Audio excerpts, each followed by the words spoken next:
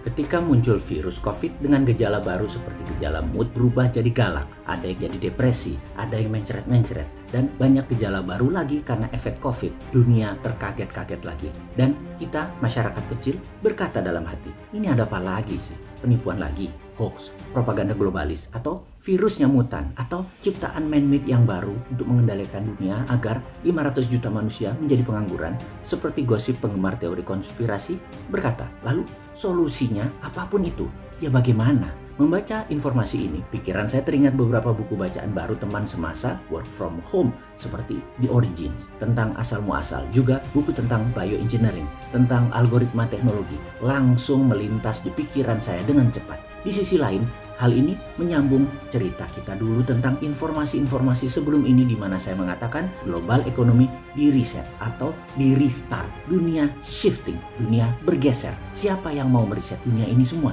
Siapa yang diuntungkan oleh ini semua? Mau digeser kemana dunia ini oleh mereka? Maka mata saya tetap ke kelompok The Have, Bilderberg, dan orang-orang di belakang mereka. Kita semua tahu untuk mengendalikan dunia kita harus punya sesuatu yang didominasi. Awalnya saya berpikir negara yang akan mereka mainkan. Sekarang mereka akan memainkan dengan sistem. Dunia akan diubah, di-shift, diubah dengan algoritma, dengan bioteknologi, dengan rekayasa engineering teknologi semuanya, termasuk kertas, saham, surat berharga, dan mineral precious metal. Kata-kata Trump yang mengatakan kami tidak punya emas baru-baru ini yang dikutip Ford membuat saya berpikir hal yang baru. Apa hubungannya dan apa yang akan terjadi? Oke, kita mundur sedikit ke zaman sebelum Keynesian, sebelum tahun 1900-an. Uang atau money itu hanya pelumas transaksi. Money just greasing the transaction. Uang sebelum itu gak dipuja seperti sekarang oleh kaum Keynesian. Uang tidak dijagain seperti sekarang. Uang bukan dewa seperti pejabat yang berkuasa saat ini memujanya dengan takut. Uang ya hanya pelumas, pelancar, mempermudah sebuah transaksi saja di masa sebelum Keynesian. Uang di zaman Keynesian seperti otak para pejabat sekarang adalah bukan hanya pelumas transaksi, tetapi menjadi komoditas, menjadi papers, menjadi jaminan, menjadi surat hutang, akhirnya menjadi benda yang harus dikontrol keberadaannya dengan bank sentral. Ada nilai naik turun inflasi, dipuja, ditakuti, dikasih syarat persis seperti sesajen, dan lain sebagainya. Uang mendadak ada rumus fisikanya, uang mendadak menjadi ada rumus matematikanya. Uang bukan lagi pendukung sektor real, uang bukan pendukung sektor produksi, uang bukan kebutuhan pasar, namun uang saat ini bisa nggak ada urusan dengan sektor real.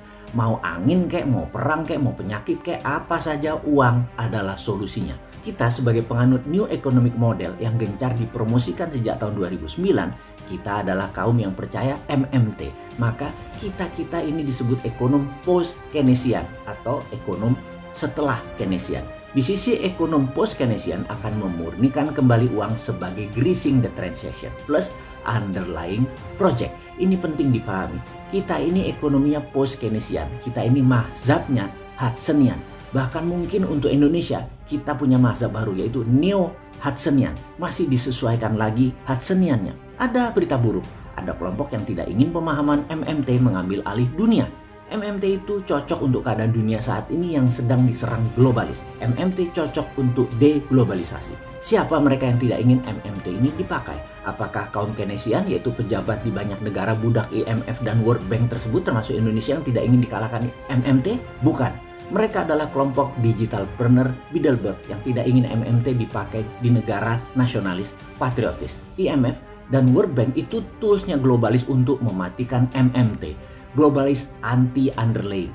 Mereka akan menggeser dunia menjadi menggunakan algoritma. Globalis yang punya digital currency sebentar lagi diluncurkan. Maksudnya begini, Bitcoin kita ambil sebagai ilustrasi. Bitcoin ini nggak ada jaminan apapun kecuali matrik algoritma. Lalu diterbitkan terbatas kira-kira 21 juta Satoshi. Ini kemudian jadi otomatis bergerak berdasarkan demand dan supply. Sehingga jadi turun naik harganya. Jadi ada nilai, jadi ada pertukaran. Ketika Libra, Facebook terbit pakai underlying algoritma pasar, dunia tersentak. Moneter dunia tidak setuju, Bank Dunia tidak setuju, Bank Sentral panik dan ini membuat kesal kelompok The Have tadi. Inilah mengapa sejak 2018 mereka getem-getem ingin bergerak dan merekayasa tatanan dunia baru tanpa negara, namun mereka belum bisa bergerak. Mereka shadow, mereka akan mengontrol digital dunia ini. Bilderberg itu mengkonsolidate IG, FB, Google, YouTube, TikTok, Twitter, Amazon, Alibaba, dan panjang lagi list teknologi yang tidak akan selesai 20 lembar tulisan mungkin. Makanya, seperti dalam informasi sebelum-sebelum ini, untuk globalis merubah sistem harus mendekopling masa lalu dan masa ini. Seperti dunia sebelum Perang Dunia Pertama dengan sistem kolonialismenya. Setelah dunia berubah total, lalu antara setelah Perang Dunia Pertama sampai Perang Dunia Kedua, dunia menjadi beda setelah Perang Dunia Kedua. Seperti yang kita alami saat ini. Sebelum Perang Dunia Pertama dan setelah Perang Dunia Pertama selesai, itu putus. Bukan reformasi, tapi putus, beda dunia saat itu. Dan ketika virus corona disebar di tahun 2019 akhir kemarin yang diperkirakan akan membunuh 30 juta manusia seperti prediksi Bill Gates di tahun 2018, di mana virus COVID akan memapar separuh penduduk dunia. Apakah itu tidak akan terjadi demi mendekopling keterlepasan dengan masa lalu? Bagi saya mungkin saja. Untuk meriset dunia perlu perang, dan kali ini perang biologi. Manusia melawan virus. Dunia at war time sekarang. Masih nggak paham juga. Masih perlu IMF. Masih cari utangan. Masih mikirin ekonomi. Ini survival mode. Kalau Anda pejabat sekarang, pikirkan survival of the nation. Virus merubah dunia. Bioengineering teknologi merubah dunia. Dunia ke depan mata uangnya tidak perlu precious metal lagi, tapi mereka akan memakai algoritma. Dunia ke depan dikendalikan pemegang teknologi berbasis algoritma konsolidasi dan bioengineering.